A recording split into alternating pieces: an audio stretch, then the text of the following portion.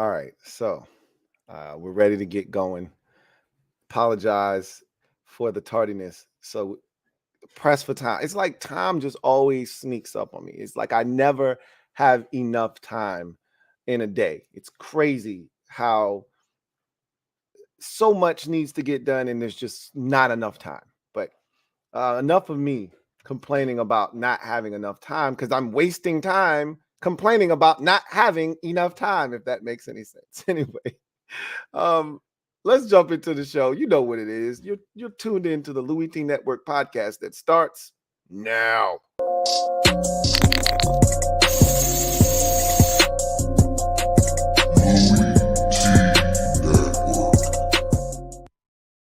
The Louie T Network is powered by MusicHead University. MusicHeads, classes in session. Turn me up. Enroll on YouTube now. Link is in the description. Who else could be but me, your man, Louie T? Welcome to the 364th installment of the Louie T Network podcast. I, of course, am your set man, Louie T. Thank you for joining me. I had so many things that I wanted to discuss with you guys today, including I wanted to have a Caleb Williams conversation. I think we're going to have to move that into Friday because I actually want to sit down and really dive into that. And we just don't have the time to do it today. So I just want to say that I have a different perspective on it now because I was going to rant about it. And I think there's two sides to that story. And I want to discuss it and see where you fall. Maybe you're in the middle, maybe you're on one side, maybe you're on the other side. Either way, we'll have a healthy discussion about him and his situation. It's a unique situation. We've seen other quarterbacks be in that situation. We'll talk about that maybe on Friday. We'll see. We'll probably have, maybe we'll have more time on Friday. Maybe we won't. We'll see. Whenever we have enough time, we'll have that discussion. With that said, let's jump into the Gem Droppin Session today, shall we? I think we shall. Let me drop this gem on your melon. Open your mind. Let your conscience be free. You're now rolling with your man, Louie T double E. Let me open you up. Get you thinking a little bit. For those of you who have been a fan of the Louie T Network podcast for a very long time, I think I figured out how to get the background music back. Yeah, me too. I'm excited about it. So stay tuned for that. It probably won't be this week, but next week, I'm hoping I can get back to a level of normalcy, and that'll be one of the things that I'll be looking to implement next week. But I just want to quickly talk about week 2 as a whole. We're going to dive into week 2 and go through each game individually on the slate. But I want to just talk about it as a whole quickly before we dive into our Slate Skatin segment. But week 2 was a stark contrast to week 1. Week 1 was sloppy. I don't think there were a ton of competitive games necessarily. There were some, but there were a lot of ass kickings in week number 1. And so week 2, the football was a lot cleaner. There were still mistakes, and there are going to be mistakes in every NFL game. But I felt like the quality of ball was better, and the overall product and competitiveness was much better. I went through, we were watching the games at the bar. So I saw all the games pretty much at once. And it's crazy because a lot of times when you see a lot, you see too much, you don't see anything, right? And I was able to juggle watching 5-6 different screens at once and kind of take in what was going on in all the games. And I think I mentioned this the other night, but you had at least 5 games in the 1 o'clock hour and 3 in the 4 o'clock that were all competitive. Sunday night was crazy competitive.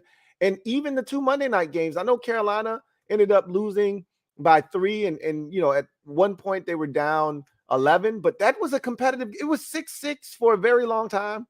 And then it was like, I think it was it, did they get a touchdown? I think it was 9-6. It was like they were in that game is what I'm trying to, I think it was 13-6. It was 13-6 for a little while too there. Right. So there were opportunities for Carolina to, be in that ball game.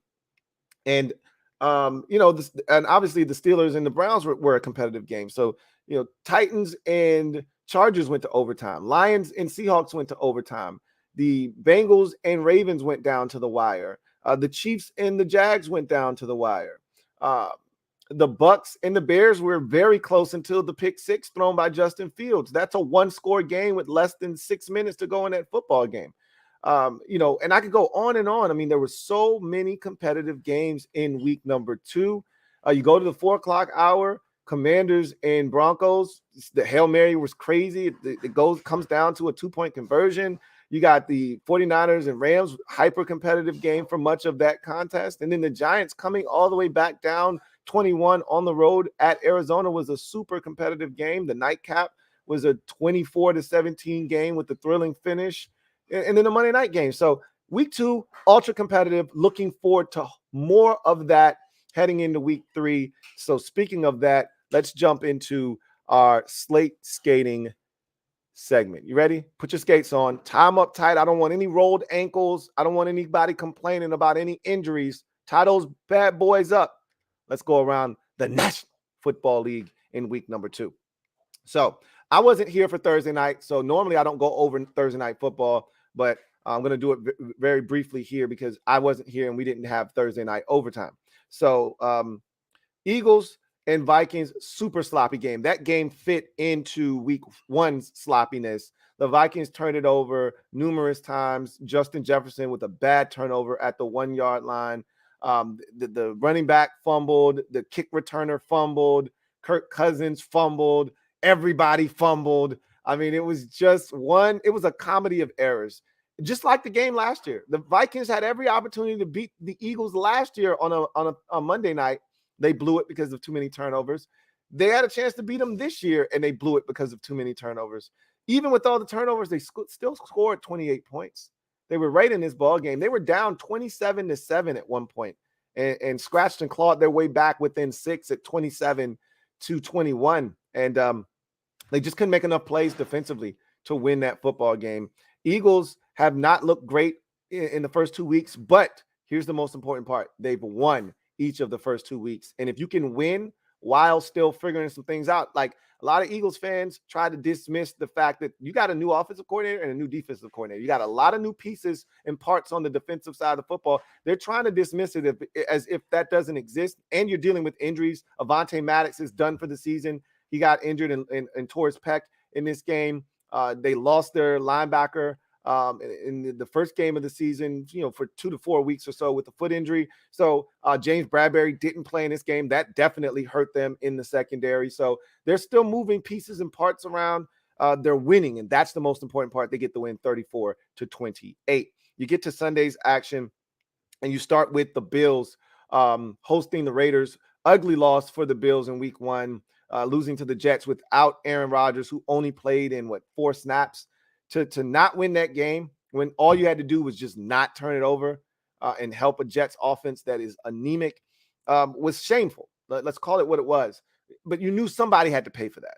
And that somebody was the Raiders in week 2 coming to Buffalo. Josh Allen was spectacular. There were a lot of people on his case last week after he played one of the worst games of his career.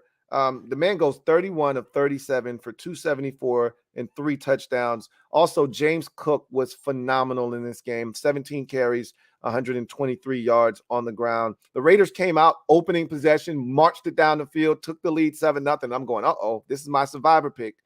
And the Bills said, hey, bro, come on now, chill. All right, chill. And from that point forward, they took over that game, dominated the Raiders, and won comfortably 38-10. The Raiders quarterback Jimmy Garoppolo struggled, 2 interceptions after not turning it over a week ago. He was not good in this game. Got Devontae Adams knocked out of the game with a risque pass, and the Raiders looked to pick themselves up off the canvas after suffering their first defeat of the season. Both teams leave the game at 1-1. Raiders are on Sunday Night Football hosting the Pittsburgh Steelers. Meanwhile, the Buffalo Bills will be traveling to FedEx Field to take on the Washington Commanders. Ravens at the Bengals. What a game this was. Back and forth, ebb and flow. Ravens get it done in this AFC North showdown, 27-24. And, a lot of guys got injured in this game. Odell Beckham Jr. was injured in this game.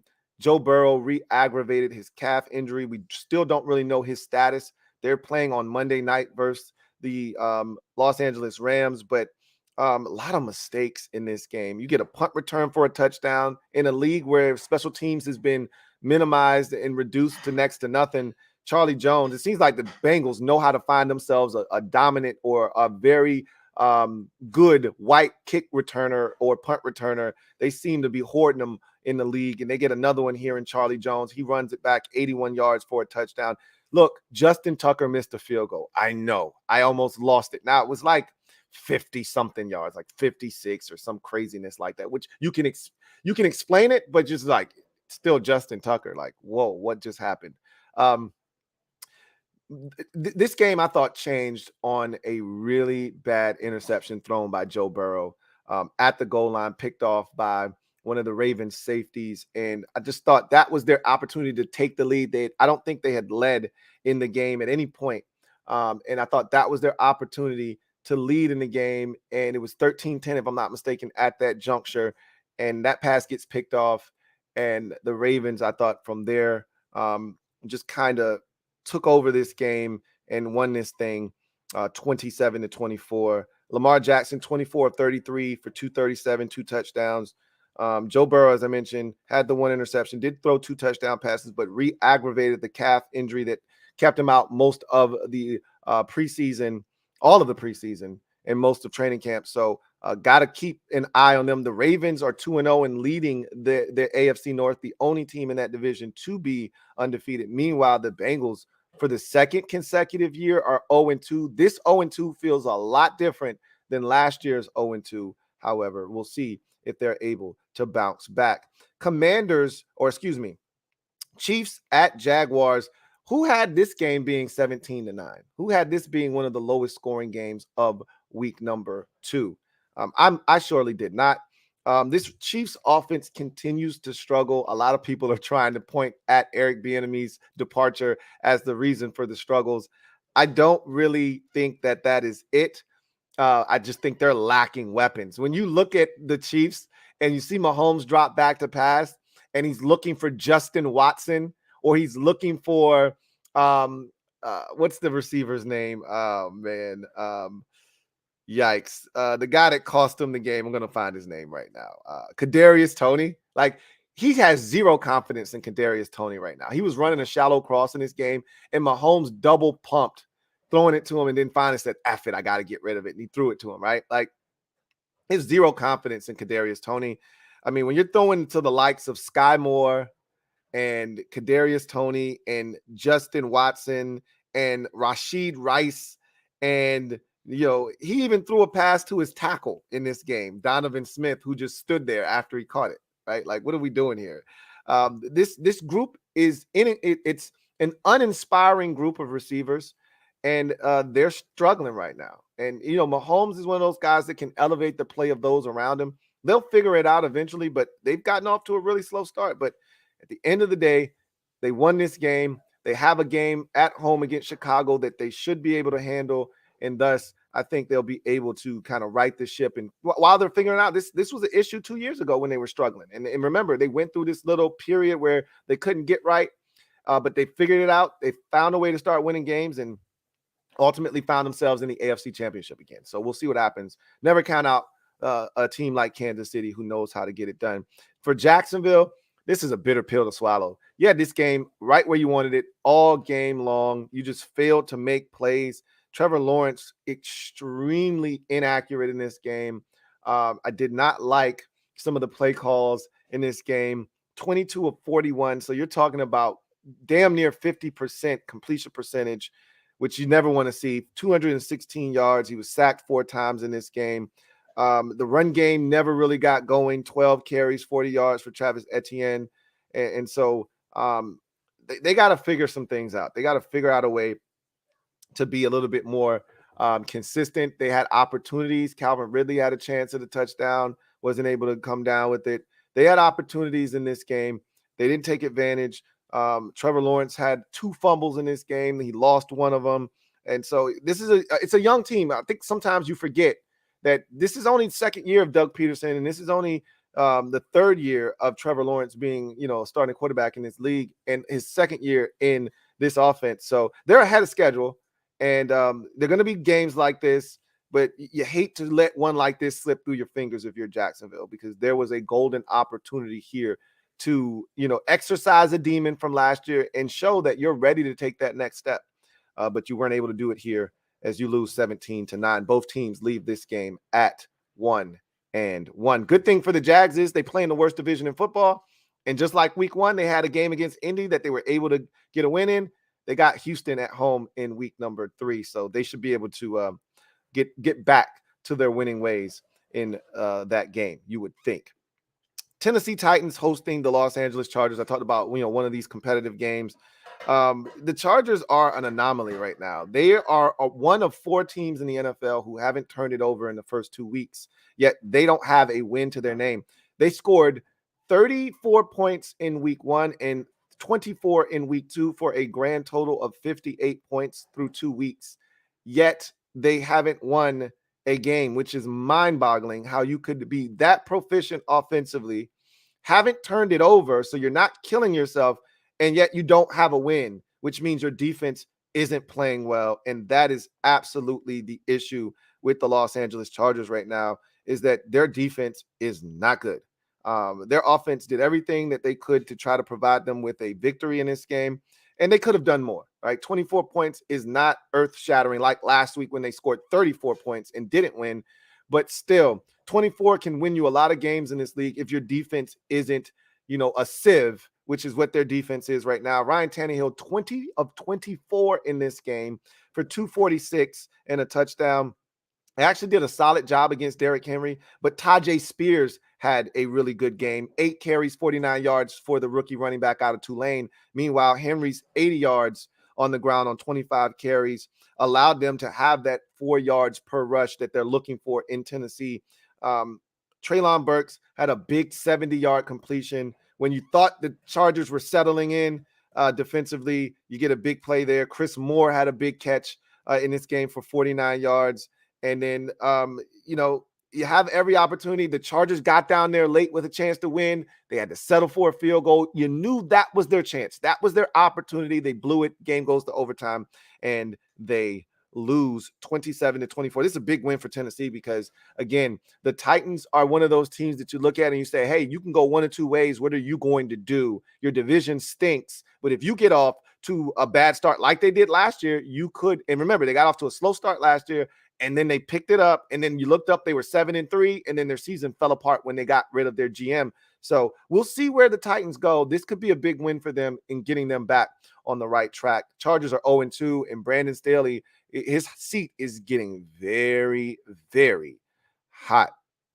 Packers at the Falcons. This was a fun game. This is another competitive game in the 1 o'clock hour. This was a game that, again, featured a young team in the Green Bay Packers featuring Jordan Love making his third career start. Meanwhile, the Falcons were featuring Desmond Ridder, who hadn't thrown an interception in his career in 5 starts going into his 6th career start to date. And he threw his first interception, but he also battled his ass off in this game. But the real story here is Bijan Robinson. So many people were hypercritical of the selection of Bijan Robinson in the first round. Oh, the Falcons had a 1,000-yard rusher last year. The Falcons were one of the most prolific rush offenses. Why did they feel like they needed to go get Bijan Robinson? Because he's a difference maker. Because he's a one of one. That's why. And I was somewhat disrespectful. I'm going to go ahead and do this right now. Okay. I was wrong about Bijan Robinson. I talked about him being really good, but is he really one of these generational backs? Is he really one? Yes, he is. Okay. 0-0 for Bijan Robinson. This dude he's electric, is what he is, right? He dominated this football game. They don't win this game without his contribution. 19 carries, 124 yards on the ground for Bijan Robinson. 4 catches, 48 yards as a receiver. So over 170 yards of total offense for Bijan Robinson in this game. He opens everything up for them because he's so dynamic and they can use him in a multitude of ways out of the backfield as pass catcher, split him out as a wide receiver, hand it to him. So many different ways he can touch the football. He impacts this game, and he also opens up opportunities for others because you have to key in on where number 7 is at all times. Desmond Ridder, Not the greatest performance, but I told you, he's Ryan Tannehill, reincarnated. He's Alex Smith, right? He's a game manager extraordinaire. 19 of 32, 237, a touchdown and interception, but he made winning plays, used his legs when he had to use his legs, and scored a touchdown when they needed it most with his legs. And the Falcons, who were down 24-12, rallied back with 13 unanswered points in the fourth quarter to win this game 25-24. If you're the Packers, you're sick to your stomach because you started this game off a little sluggish. You get hot in the second and third quarter, scoring all 24 of your points in those two frames. You take a commanding 12-point lead to the fourth quarter, and your offense goes to sleep and your defense follows it to bed, and you lose this game. Jordan Love was solid in this game, but he wasn't as impressive as he was in week 1, 14-25.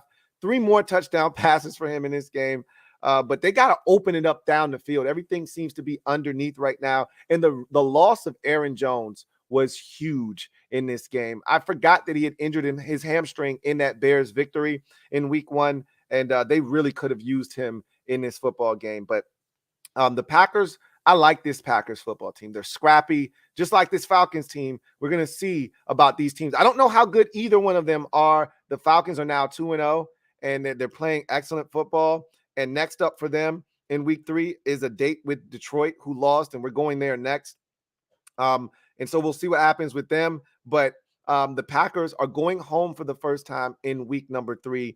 And going into your home opener, they're feeling really good about what they've done so far, and they get the 2-0 New Orleans Saints in that ball game, so that should be a really good one as well. Seattle at Detroit, man, these two teams know how to put on a show when they meet and do battle. Last year, I think that game was 45-41, Seattle victory in a massive shootout. This year, they said, hey, man, I don't know if we got 40s for you, but we definitely going to go party in the 30s. We got you, bro, on an encore of last year's performance. 37-31 overtime victory for the Seattle Seahawks.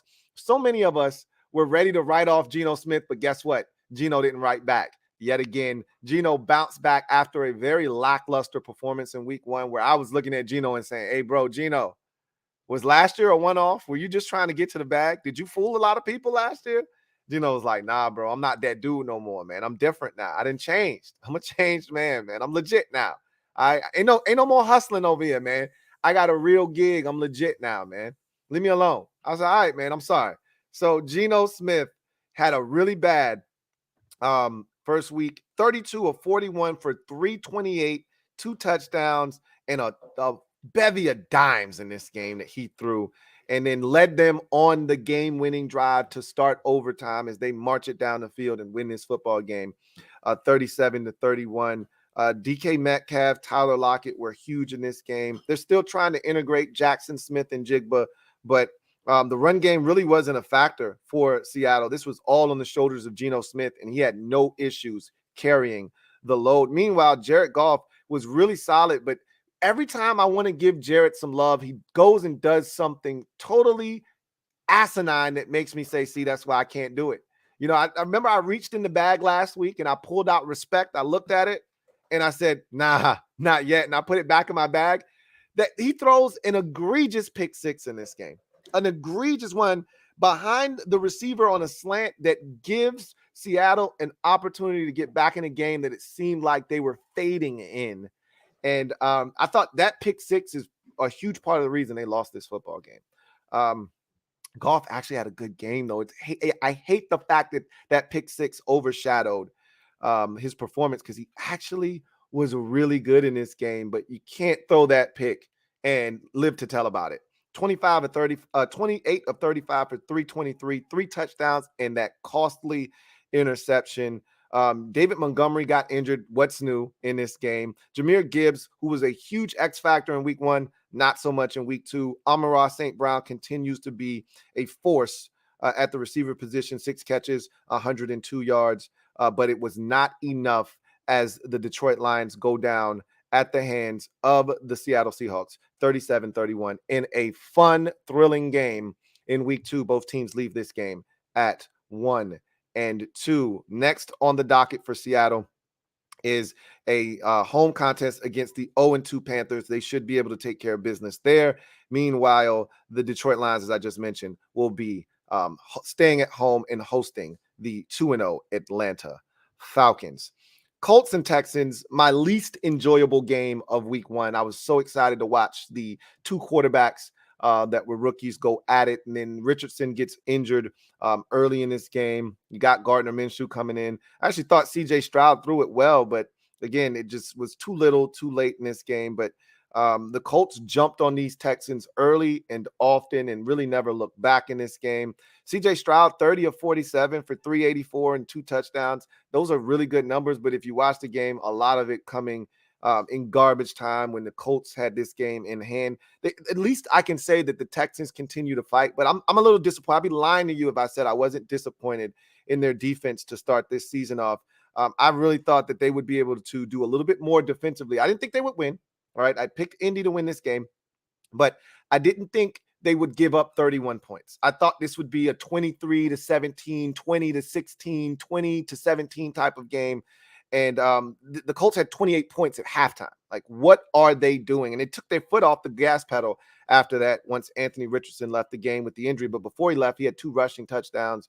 Really disappointed in the Colts or Texans defensively, but they're not a good team.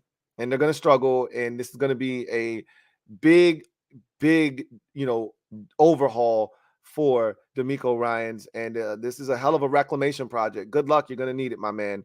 30-21, Colts get the victory and get to 1-1 in the season. Texans drop to 0-2. Next week, the Colts will be at the Baltimore Ravens. Meanwhile, as I mentioned already, the Houston Texans will travel to Jacksonville to take on the Jaguars.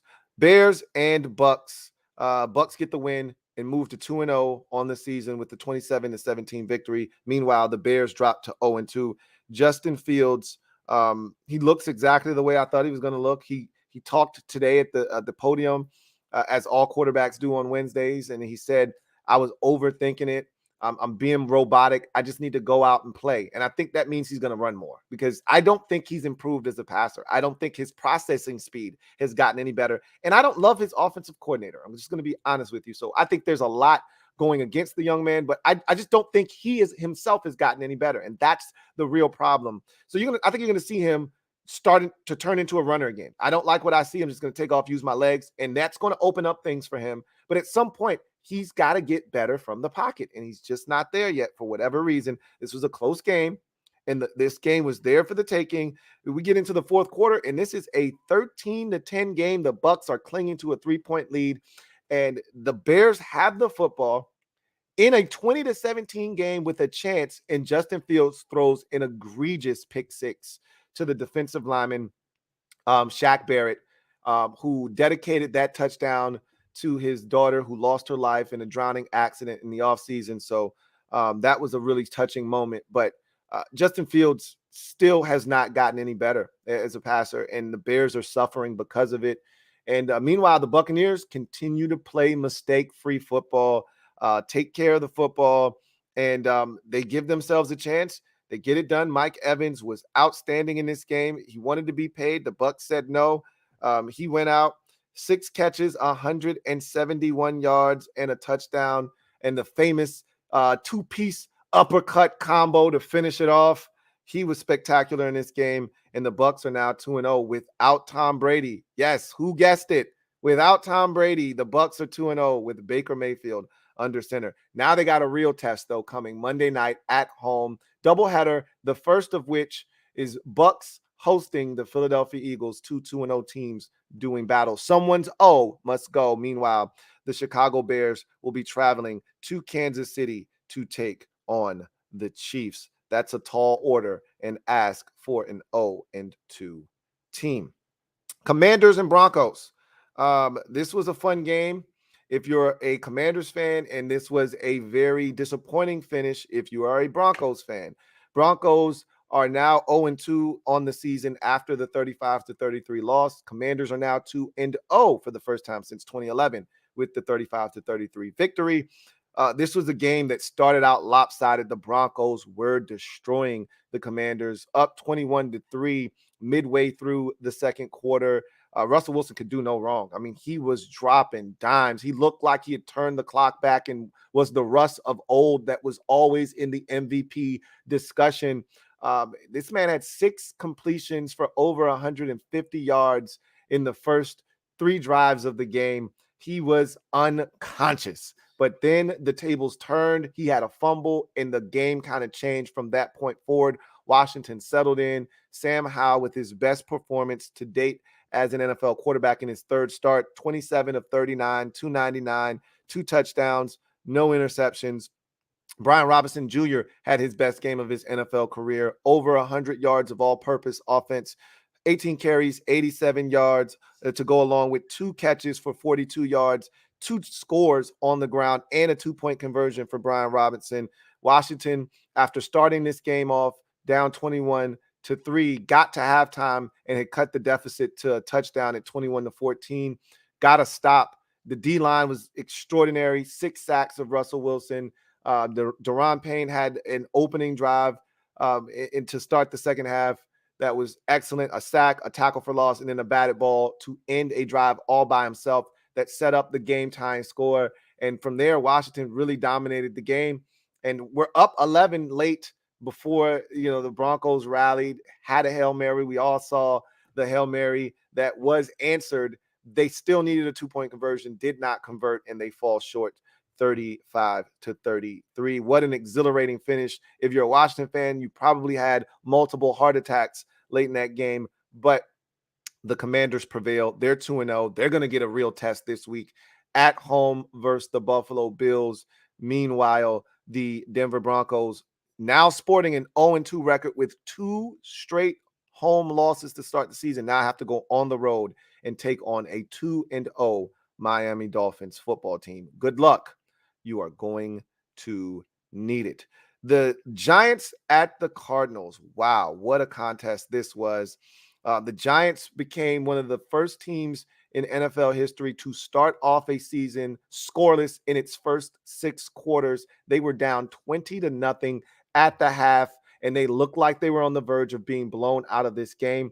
They scored a touchdown to start the third quarter, snapping that ugly streak to start the season off, and then gave up a touchdown and a 2-point conversion immediately thereafter, and they were down 21 points on the road to the hapless Arizona Cardinals, 28-7, and it looked like they were going to be blown out of this game, and then something happened. The Giants turned it up, and Daniel Jones got into his bag, started to use his legs as a runner, started to really get comfortable with his targets. 26 of 37 for 321, 2 touchdowns, 1 interception, 9 carries, 59 yards for Daniel Jones, and a rush touchdown. So he accounted for 3 of their scores. As they rally back, Saquon Barkley scores the game-winning or the game-tying touchdown, and then they get down in the field goal range and kick the game-winning field goal. The Cardinals just simply unraveled in the second half of this game. After scoring their 28th point on a 2-point conversion, their offense went completely to sleep, and the defense followed them into bed as well. And the Giants just started to gain momentum, and you could see the wheels turning in the Giants' head as to, hey, we can come back and win. And you could also see, conversely, the Cardinals looking over their shoulder, waiting for the Giants to come and tackle them, force them to fumble, and run away and hide and win this game. And that is exactly bad teams. You can see it all over their face and their body language when they know, oh my God, we're about to blow this thing. And they did exactly that. What an epic comeback for the Giants. It could save their season. It could not. They got a Thursday night quick turnaround. No Saquon Barkley, who injured his ankle in this game, on Thursday Night Football against the 2-0 San Francisco 49ers. So don't really know how that's going to go. But it's better than being 0-3 if they don't beat the 49ers on Thursday, right? They could have been 0-2 heading into that contest on the road. Instead, they're 1-1, and they've salvaged their season for now. And meanwhile, if you're Arizona, you're lamenting an opportunity lost. Joshua Dobbs actually played well in this game, just like in week 1, 21 of 31, 228, a touchdown. He used his legs, 3 carries, 41 yards. James Conner was destroying this Giants defense, 23 carries, 106 yards, and a touchdown. But they just couldn't keep that consistency through for 4 quarters. They're now 0-2 after leading in each of their first two contests in the fourth quarter. 49ers and Rams, 30-23 victory for the 49ers. This was a fun game to watch because the Rams were game. They were in this game. This thing was tied at 17 at the half. They were ready for the 49ers. Brock Purdy, after having a phenomenal week one contest, was solid. 17-25, 206, no touchdowns, no interceptions. But he did fumble again. He fumbled last week twice. Lost one of them last week. He did not lose it this week, but he fumbled again. So that's something to keep an eye on with him. But he managed the game well. And most importantly, he did not turn the football over. Christian McCaffrey, for the second consecutive week, eclipses 100 yards rushing, 20 carries, 116 yards. Just like last week, another big run, 51-yarder in this game. He was exceptional. Deebo Samuel continues to be a problem, not only as a pass catcher, but also a runner, 5 carries. 38 yards to go along with 6 catches for 63 yards. So Deebo Samuel eclipsing 100 yards of all-purpose offense and a rush touchdown. Brandon Ayuk injured himself in this game. He's listed as questionable for the Thursday night game. Right now, it looks like he may not play, but we'll see what happens as the 49ers will host the Giants. But this was a really good game. 49ers pulled away late. There was an interception thrown by Matthew Stafford late in this ball game that put the 49ers in the driver's seat. He had 2 interceptions at Matthew Stafford, the last of which pretty backbreaking. As Puka Nacua, we do need to mention this, set the NFL record for most receptions through 2 games by an NFL rookie. He had 11 last week, I believe it was the number, or was it 15 or 16 last? I think it was 16 last week. 15 more in this game for 147 yards. Puka. A lot of people like Puka Nacua coming out of BYU, and he's in the right offense. And when they get Cooper Kupp back, if Puka Nacua can keep this up, I'm just saying, look out for the Los Angeles Rams. Tutu Atwell also stepping his game up. That's 2 games that he's been impressive in to start this season as well. Don't sleep on the Rams. That's all I'm saying. They don't get it done here, but they may be better than a lot of us thought. Now, Matthew Stafford, I think, is going to be the key. He's got to stay healthy, but they hung in there 30-23. And it was weird. They kicked a field goal at the end of this game, down 30-20. Knowing that they needed a touchdown, they kicked the field goal, and time expired as they kicked the field goal. And I'm like, were there Vegas implications there? I don't know. But they damn sure did kick the field goal to lose by 7. Anyway, I digress. Jets, Cowboys, this was a no contest, 30-10 victory for Dallas as they continue to play really good football to start the season off. Dak Prescott was really good in this game, 31 of 38, 255, 2 touchdowns, no interceptions. CeeDee Lamb was exceptional, 11 catches, 143 yards. When Zach Wilson continues to struggle, the Jets can't go on like this. They're going to have to do something at quarterback. 12 of 27, 170 yards, 1 touchdown, and 3 interceptions. He looked scared. He looked lost out on the football field, and it's just not getting any better for him. The Cowboys dominated this game. The Jets made it interesting on a strike to Garrett Wilson on a 68-yarder to cut it to a 10-7 lead, but that's really as close as they would get in this football game.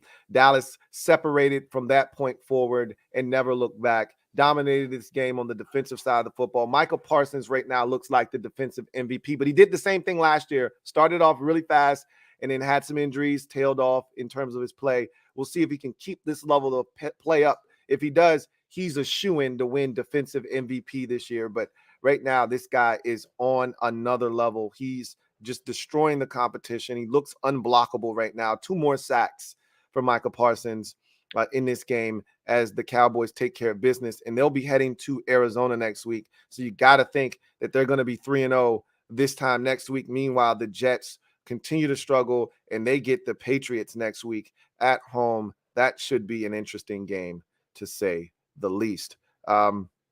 Dolphins and Patriots, speaking of which, we'll go over this one because we didn't go over it on overtime. This was a fun game. The 24-17 Dolphins get the victory in this game, go to 2-0 in the season. Patriots drop to 0-2. And again, much like Denver that's a bitter pill to swallow because you're 0-2, and you're not just 0-2 on the season, you're 0-2 at home. All right, now you have to go on the road to the Jets next week and try to get your first win of the season.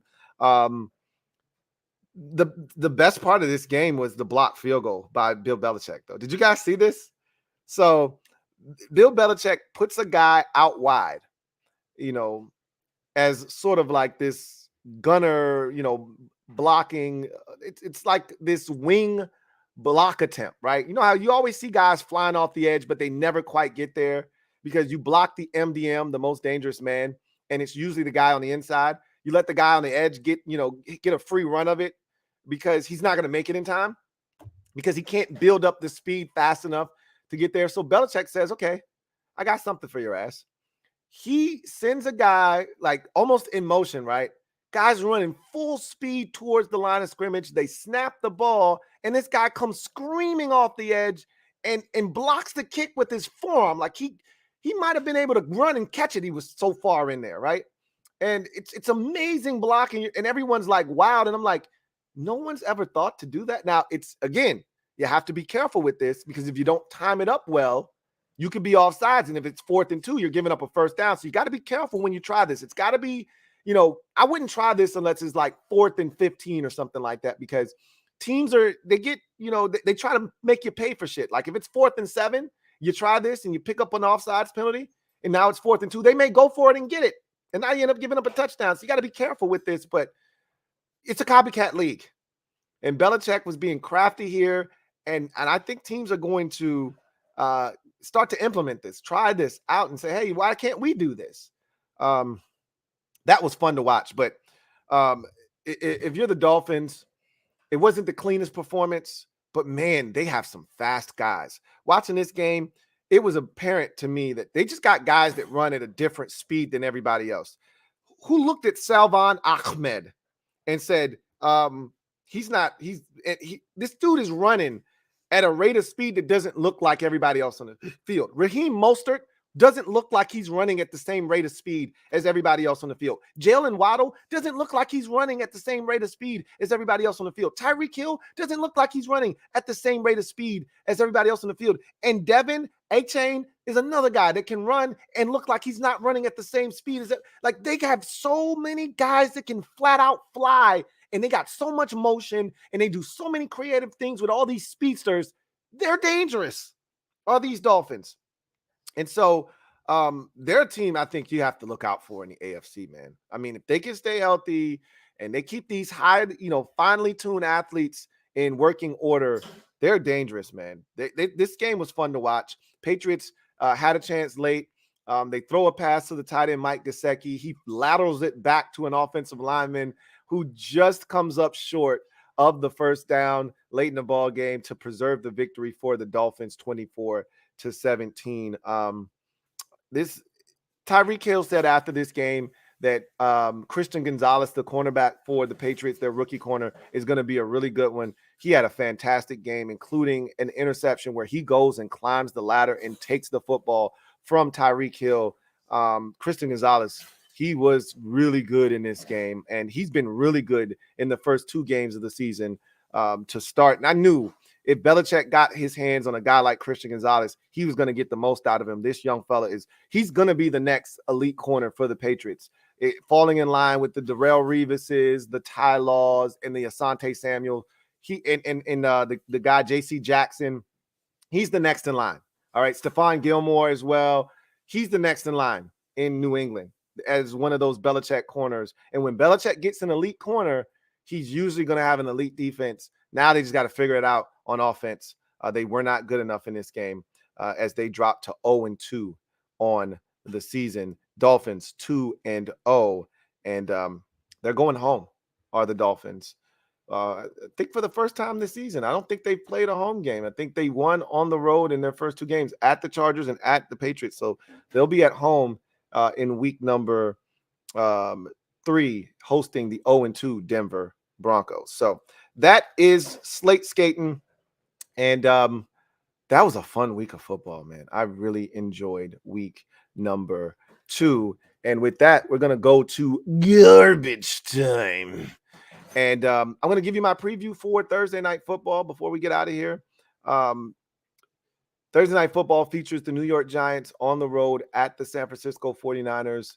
I believe this is the 49ers home opener, so you know there's going to be a charged up electric crowd in this football game. 49ers have gone on the road and won in each of their first two contests, on the road at Pittsburgh in week 1 in dominant fashion, on the road at Los Angeles, defeating the Chargers in week 2. So that crowd at Santa Clara going to be juiced up.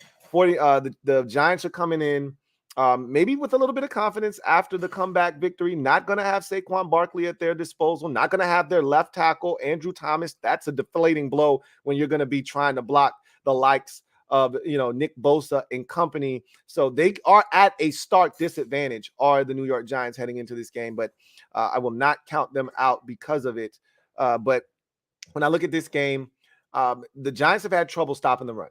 In week 1, the Cowboys ran the football effectively. Week 2, they had no answers for James Conner, and Christian McCaffrey is leading the NFL in rushing right now. So they have a massive problem on their hands. If they cannot stop Christian McCaffrey in that run game, it's just going to open up everything else for Brock Purdy. The Giants defensively haven't looked good at all in any capacity this season, and the 49ers have been extremely sharp on the offensive side of the football. Not to mention the Giants only came to life in the second half of their game. Remember, scoreless for the first 6 quarters of football this season. So I don't know if they can do enough against what we look at as one of the, if not the best defense in football in the San Francisco 49ers, not to mention a really hot offense right now against a very, very cold Giants defense. It just doesn't bode well for the Giants on a quick turnaround with some of the injuries and all of the things that they don't do well, the 49ers do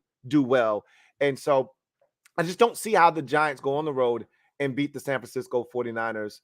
And so I got the 49ers winning this game comfortably 30-13 over the Giants, dominating them in all 3 phases and getting the victory. So we'll see what happens in this contest. But I wouldn't be shocked if it's a lot more competitive. If they can get to Brock Purdy early and limit the effectiveness of Christian McCaffrey, especially if there's no Brandon Ayuk, there could be a chance. But if Christian McCaffrey, which he's done each of the last 2 weeks, gets going early, it's going to be a long day for that Giants defense. And once they get going and they score early and often, now that defense gets to tee off, and now Daniel Jones could be in a world of trouble, especially without Saquon Barkley and his starting left tackle, Andrew Thomas. So let's get to the comment section. I got one super chat and then we will get out of here. Kevin the PRF, thank you for the super chat. Greatly appreciate you. My guy, Kevin the PRF, thank you for being a member of the MOBB Rights. Shout out to Belichick for reaching deep in the soul of Louie T to harness the level of petty needed in throwing that challenge flag. We already know that Bill Belichick is the pettiest. One of the pettiest, I won't say the pettiest, one of the pettiest coaches in the NFL. He's always been petty. He's always had that streak of pettiness in him. The biggest difference now is he always had Tom Brady to watch his back, so he could be any level of petty that he wanted to and get away with it. Now it doesn't really hit the same, but every now and again he reminds you, hey, ain't nobody more petty than me, okay? So every now and again, you get that from Belichick, and he just has to remind you, hey, I do this. Some of y'all just renting. I live here, bro. I live in Petty Town. Okay. So anyway, I digress. Thank you for the super chat, Kevin, the PRF. Anyway, let's get to that's it. That was garbage time. I got through that nice and efficient. I got to keep that pace moving forward. I'm proud of myself. Anyway, I digress. You guys get out of here. If you are in any of the LTN exclusives, we're having our kickback session, the first, hopefully, of many on the season tonight, 9:00 p.